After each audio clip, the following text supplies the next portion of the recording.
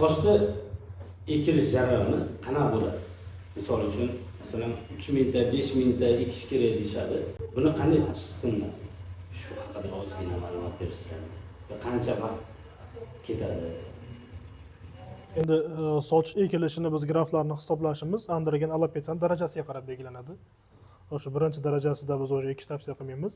Ikkinchi, uchinchi darajaga o'tganda endi peshona sohalari ochilishni boshlaydi. 1,5 mingtadan 2 mingtagacha graft hisoblab berishimiz mumkin zich ekishimizga qarab.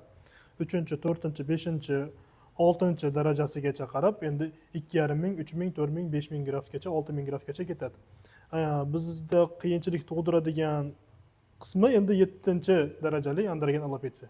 Ya'ni orqa tomondan oladigan donor zonamizgacha yetib kelganligi uchun donor zona juda kichkina bo'ladi va yopilishi kerak bo'lgan maydon juda katta bo'ladi. Ana o'sha paytlarda sizlar tomonidan taklif qilinsa bo'ladi shunaqangi bemorlarimizga parikdan foydalanish. Avvalambor donor zonalari qancha baquvvat bo'lsa, shuncha sog'lom bo'lsa, qancha zich bo'lsa, follikulari 3 yoki 4 follikullarli kamida bo'ladigan bo'lsa, ularni olib eksak baquvvat bo'lib, haqiqatda yaxshi bo'lib sotib chiqadi. Endi androgen alopetsiyani o'sha 2-chi, 3-chi, 4-chi, 5-chi darajasiga bo'lgan darajasigacha ekish yaxshi samara beradi. Yopilishi. Uzoq muddat sochim to'kilsa, pulni to'kilib olsa, keyin ekitiraman degan tushuncha bilan Bu yurishadi. noto'g'ri tushuncha aka, chunki mana hammani genida har xilda, kimnikidir bo'lishi mumkin, ozgina to'kilib to'xtashi mumkin. Kimnikidir boshini masalan o'rtaroq qismigacha kelib turib to'xtashi mumkin.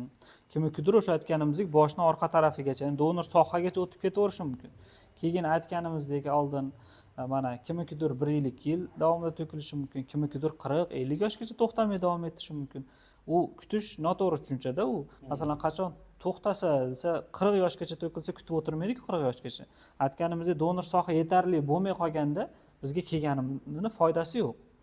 Bizga donor sohalari yaxshi baquvvat paytda kelsa, biz o'sha sochni o'tkazib beramiz, o'sha soch to'kilmasdan butun umr xizmat qiladi.